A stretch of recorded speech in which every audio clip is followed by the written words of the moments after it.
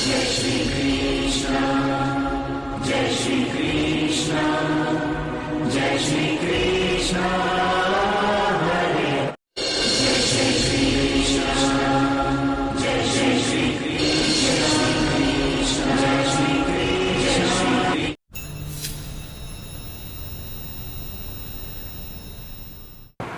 नमस्कार दोस्तों, स्वागत है सभी लोगों का आपके अपने चैनल भारतीय ब्लॉगर में। हर एक के मन में केवल एक ही प्रश्न उत्पन्न होता है जब बात उत्तराखंड की आती है कि अगर टिहरी डैम टूट गया तो क्या होगा, टिहरी डैम टूटेगा तो कैसे टूटेगा और टिहरी डैम टूटने से कितना बड़ा नुकसान हो सकता है। आज इस वीडियो के अंदर इसी विषय में चर्चा करेंगे। कौन कौन से वो शहर होंगे, कौन कौन से वो राज्य होंगे जो टिहरी डैम टूटने के बाद में जिनका नामो निशान मिट सकता है। ये बातें आज इस वीडियो के अंदर बताएंगे। नंबर 2, टिहरी डैम किस कॉन्सेप्ट के ऊपर बना हुआ है, इस बारे में थोड़ी सी जानकारी आप लोगों को देंगे। एस्ट्रोलॉजिकल चैनल है, लेकिन एक व्लॉगर नाम रखने की वजह से आप लोगों को बताया है कि जनहित में जारी हुई जानकारियों का लाभ भी आप इस चैनल के माध्यम से उठा पाते हैं। और टिहरी डैम के लिए क्या चेतावनी सरकार ने दे रखी है, इसके बारे में भी आज हम बात करेंगे। तो जल्दी से हमारे चैनल को सब्सक्राइब कर लीजिए। राइट साइड में व्हाइट कलर का सब्सक्राइब का बटन लगा हुआ है, एक बारी सब्सक्राइब के बटन को प्रेस कीजिए और हमारे चैनल का हिस्सा बन जाइए, ताकि आगे आने वाले रेगुलर वीडियोस के अपडेट आपको यूट्यूब के नोटिफिकेशन के माध्यम से मिलते रहें। और अगर वीडियो आप लोगों को अच्छा लगे तो जल्दी से लाइक कीजिए और शेयर कीजिए। टिहरी डैम स्टार्ट करते हैं। एक ऐसा डैम जिसके बारे में भविष्य मालिका वाले भी चर्चा रखते हैं, एक ऐसा डैम जिसके बारे में ये कहा जाता है कि ये जो डैम है, ये डैम पत्थर और मिट्टी के प्रभाव को जोड़ करके बनाया गया हुआ डैम है। एक ऐसा डैम है जो चर्चाओं का विषय बना रहता है, सुंदर होने के साथ साथ बहुत ही ऊंचा भी है। और इसका गठन एक योजना के अंतर्गत जब हुआ था तो बहुत सारे लोगों को अपने घर छोड़ने पड़ गए थे। सभी लोगों को पता है कि टिहरी में रहने वाले लोगों ने बहुत विरोध भी किया था इस डैम का। सबसे बड़ी बात ये मान लीजिए कि इसका 12वां ऊंचा डैम का निर्माण इस नदी के ऊपर किया गया। और जब इस नदी के ऊपर 1978 में 1978 में टिहरी डैम बनाने का काम शुरू हुआ, तो उसके बाद में ये डैम विवादों की श्रेणी में शुरू से आया हुआ है। और रामगंगा नदी और गढ़वाल जिले के प्रमुख सहायक भगीरथी और भील के ऊपर बनाया गया ये बांध दुनिया के लिए एक आकर्षण का केंद्र भी बन गया। लेकिन सबसे बड़ी बात, इस डैम के बनने के बाद में मन के अंदर एक शंकाओं का भी निर्माण हुआ, जिसमें ये कहा जाता है कि ये जो डैम है वो डैम जब टूटेगा तो कितनी बड़ी तौर के ऊपर तबाही को लेकर के आएगा, क्योंकि ये तटीय बांध के ऊपर बना हुआ डैम है।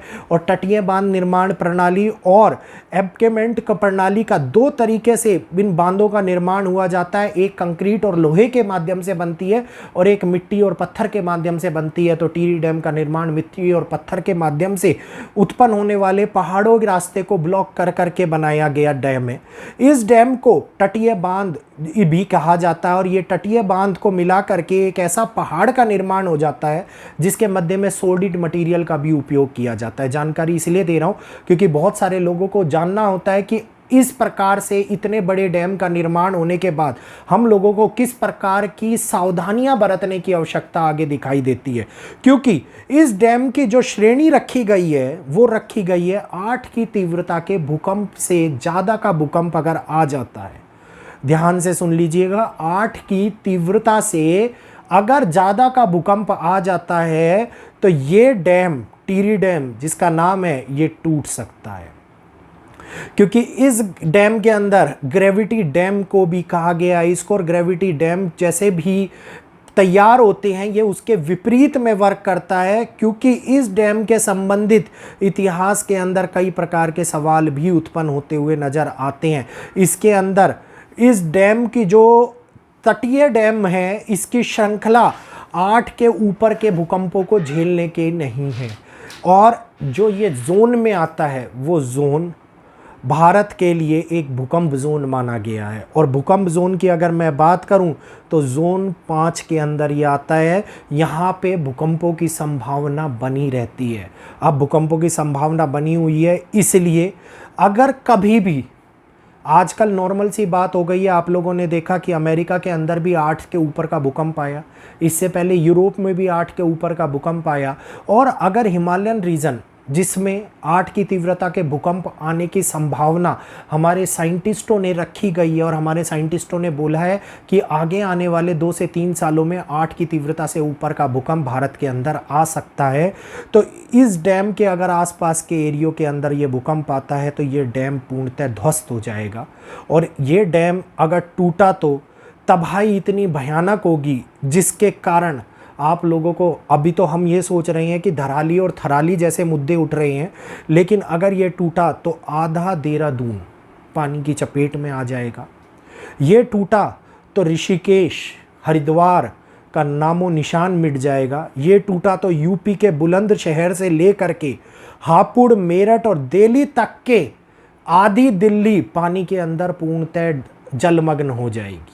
तो इस बात को आप समझ लीजिए कि अगर 8 से ऊपर की तीव्रता का भूकंप आया, जो उत्तर भारत के अंदर कभी भी हिमाचल क्षेत्रों में आ सकता है, जिसके केंद्र उत्तराखंड हो सकता है, जिसका केंद्र अगर मैं मानूं हिमाचल हो सकता है, जिसका केंद्र अगर मैं मानूं तो हिमालयन रीजन हो सकते हैं, तो ये डैम पूर्णतः बहुत बड़े तबाही को लेकर के आएगा।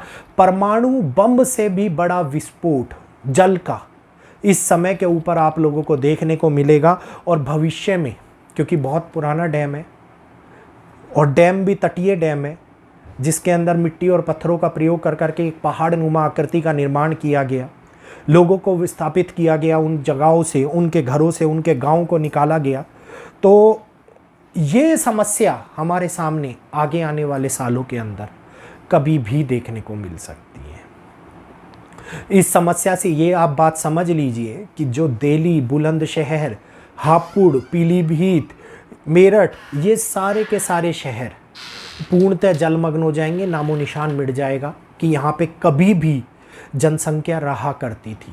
और एक बहुत बड़ा सुनामी जो कई फीट ऊंचे पानी को लेकर के आएगी, और एक पल भर के झपके के अंदर, जिसको कहते हैं कि आधे से 1 घंटे के अंदर, ये सारी की सारी जगहें केवल और केवल काल के मुंह में समा जाएंगी।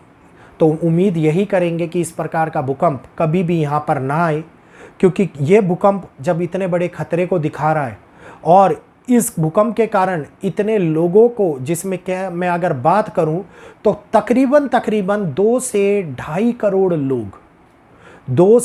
करोड़ लोग रातों रात मृत्यु को प्राप्त हो सकते हैं अगर इस प्रकार की घटना घटित हो गई। तो हरिद्वार, ऋषिकेश केवल नाम के रह जाएंगे, आधा देहरादून केवल नाम का रह जाएगा, जितने भी नीचे के क्षेत्र हैं यूपी के, ये सारे के सारे केवल नाम के रह जाएंगे। और यहाँ पे एक बहुत बड़े सैलाब को आगे आने वाले टाइम के अंदर देखा चला जाएगा। तो उम्मीद करूँगा जानकारी आप लोगों को स्पष्ट रूप से अच्छी लगी होगी। पूर्णतः हर एक जानकारी को बड़े इत्मीनान से विस्तारित रूप में आप लोगों को बताया गया है, ताकि समझ में आए कि निर्माण कैसे हुआ, समझ में आए किस प्रकार का ये डैम है, समझ में आए कि कितनी भूकंप की तीव्रता को ये झेल सकता है, और आगे के लिए हम लोगों को किस किस जगहों के ऊपर सतर्क रहना है। तो यहीं पर वीडियो अच्छा लगा हो तो जल्दी से लाइक कीजिए, शेयर कीजिए। जो भी लोग वीडियो देख रहे हैं, सब्सक्राइब का बटन दबाना मत भूलिए। राइट साइड में दबा हुआ ये वाइट कलर का बटन सब्सक्राइब का दबा करके हमारे चैनल का हिस्सा बनिए और हम लोगों को सपोर्ट कीजिए। आप लोगों का सपोर्ट ऐसी ही जानकारी लाने के लिए हम लोगों को प्रेरणा देता है। तो यहीं पर अपनी वाणी को विराम देते हुए आप सभी लोगों से इजाज़त चाहूँगा। आज के लिए इतना ही। जय श्री कृष्णा, जय माता दी।